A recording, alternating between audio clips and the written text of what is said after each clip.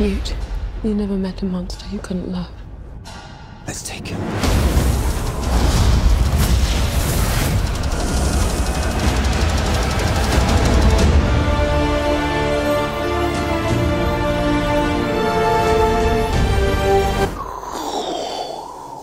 Oui, j'adore l'univers d'Harry Potter, j'adore l'univers des sorciers, l'univers qu'a réussi à créer J.K. Rowling depuis toutes ces années, j'adore, j'ai lu tous les bouquins au moins 10 fois sans déconner, j'ai même des encyclopédies, je connais plein de trucs. Alors vous vous doutez que quand il y a eu les Animaux Fantastiques qui sont sortis, j'ai tracé dans la salle, bien évidemment, et le deuxième opus, bon d'ailleurs je résume d'abord le premier. Le premier j'avais bien aimé parce que c'était une histoire qui s'autosuffisait, l'histoire autour de New York était très intéressante, la magie était tout aussi bien réalisée, encore une fois, avec les sorciers. Le personnage de Newt Scamander, ou Norbert Dragono si vous voulez, était un personnage très très intéressant quand même, pour le peu qu'il était exposé dans ce premier long métrage. Et vraiment, il suivait du coup un arc qui n'était pas incroyable, mais qui se suivait correctement par rapport à l'arc d'Harry Potter. Et du coup, j'appréciais vraiment ce premier opus que j'ai revu un petit peu. Et du coup, j'attendais beaucoup ce deuxième opus qui se voulait beaucoup plus sombre et beaucoup plus intéressant entre guillemets, vu qu'on s'intéressait du coup à quelque chose de beaucoup plus politique, beaucoup plus sombre, tiré du coup sur les événements autour de Grindelwald et de ses nombreux crimes. Et c'était pas mal, c'était pas mauvais, c'était pas non plus incroyable. Alors tout d'abord, premier point qui me donnait énormément de confiance en ce long métrage, c'était qu'il fut réalisé par David Yates. David Yates qui a fait les derniers opus d'Harry Potter.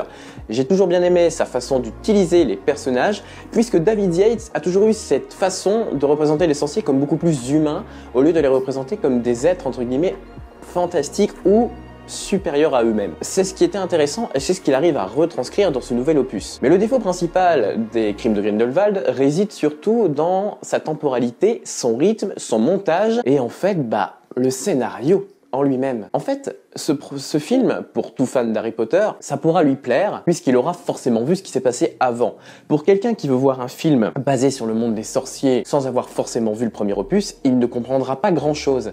Il pourra comprendre grossièrement, mais il y aura tout l'arc autour de New York qu'il n'aura pas spécialement suivi, il y aura pas mal de points d'autres films qui vont être abordés, il y aura pas mal de références qui seront exposées et on ne comprendra pas pourquoi. En fait, en lui-même, le film a un gros problème, c'est qu'il n'a pas spécialement de logique de scénario.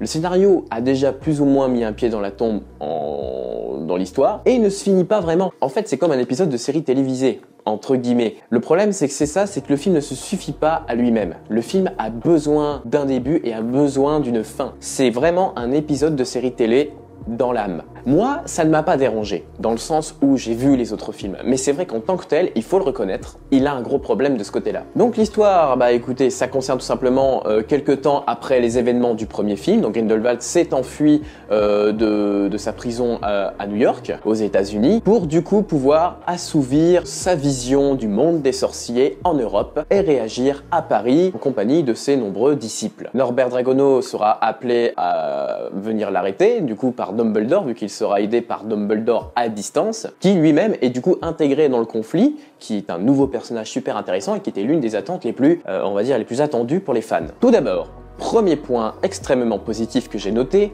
la richesse de l'univers. Là où les films Harry Potter se limitaient forcément à l'univers britannique et londonien, ici maintenant nous avons plusieurs pays. Nous avons l'Europe, donc nous avons Paris, nous avons Londres, nous avons New York.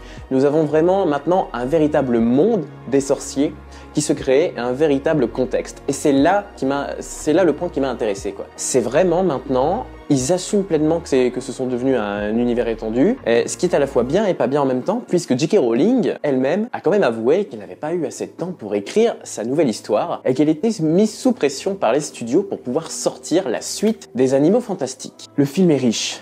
Clairement, il a une grande nouveauté et c'est la grande force du film. Il est beaucoup plus riche, beaucoup plus de créatures, plus de sorts, plus de lieux, plus de personnages, mais pas plus de sens. C'est le problème et c'est le prix à payer malheureusement. Donc je vais pas hésiter à spoiler vu que je fais cette critique un peu tardivement. Mais du coup, on va parler vite fait du transfert de Grindelwald et du personnage de Grindelwald en lui-même. Le personnage de Grindelwald est, comme je m'y attendais, quelqu'un de très intéressant dans le sens où on a déjà eu un Voldemort forcément et Tom Jedusor, il fallait voir à quel quel point il pouvait être dosé par rapport à Grindelwald. Là où Tom Jedusor est beaucoup plus, on va dire, direct dans ses propos et dans sa façon de réagir, Grindelwald, lui, va plutôt essayer d'expliquer, un peu comme un, ouais, j'ai envie de dire comme un politicien, mais pas vraiment, mais il va vraiment exposer son idée, sans compter le discours de fin de film, excellent selon moi, qui retranscrit bien que je ne déteste pas les noms magiques, mais ils ne valent pas pareil que nous, ils valent autre chose. C'est une façon fourbe, mais intelligente de vouloir dire, bah, il mérite pas d'être ici, il faut s'en débarrasser, mais je vais le faire d'une manière différente. Et c'est ça qui m'a intéressé, c'est vraiment comment Grindelwald veut tourner les mots et comment il va exploiter la psychologie de chaque personnage, puisque c'est un manipulateur dans l'âme. C'est ce qui nous amène du coup à un film qui va nous permettre de faire les équipes, littéralement. C'est vraiment ceux qui vont choisir le camp de Dumbledore ou le camp de Grindelwald. Et du coup, en parlant de Dumbledore, bien évidemment, on s'attendait énormément, on attendait beaucoup de l'interprétation de Jude Law. Et je trouve que c'est une réussite, on a là un Dumbledore beaucoup plus jeune, beaucoup plus impliqué dans le conflit, et qui, du coup, qui a beaucoup plus de background et beaucoup plus d'histoire, même si...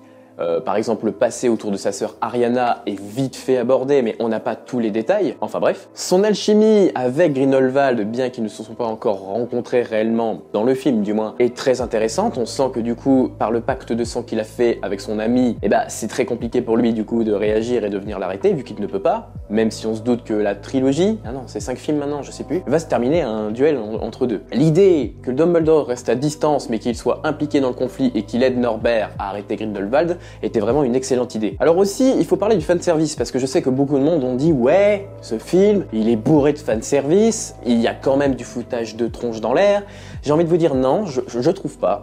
Par exemple, voir un terrain de Quidditch dans Poudlard, voire même voir Poudlard, c'est pas dérangeant, dans le sens où ils arrivent à impliquer ça dans le récit de façon logique. Dumbledore, qui est impliqué dans l'histoire politique du monde des sorciers, mais qui est du coup professeur contre les forces du mal, forcément, on va à Poudlard pour lui poser des questions. Et justement, les références à Harry Potter sont très bien exploitées et sont du coup retranscrites de façon intelligente. Bien que l'histoire autour de Nicolas Flamel est un peu exagérative, dans le sens où vraiment Nicolas Flamel, je sais pas à quoi il sert.